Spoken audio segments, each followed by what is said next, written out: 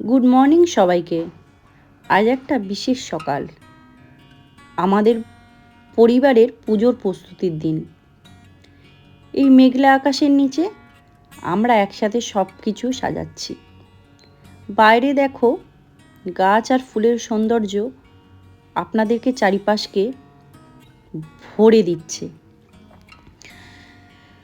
এখন আমরা ঠাকুরের সামনে প্রণাম করব, আর তারপরে আমাদের বিশেষ খিচুড়ি রান্না করব।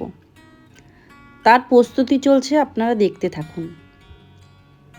এই দিন, এই মুহূর্তগুলো আমাদের ভালোবাসার বন্ধনে আরও শক্তিশালী করে তুলেছে। আমাদের পরিবারের ভালোবাসা আর একসাথে থাকার আনন্দের স্মরণ করিয়ে দেয়। আমাদের এই চারিপাশের পরিবেশটা এত সুন্দর দেখে না, মনে হলে একটুখানি সামান্য খিচুড়ি বানিয়ে।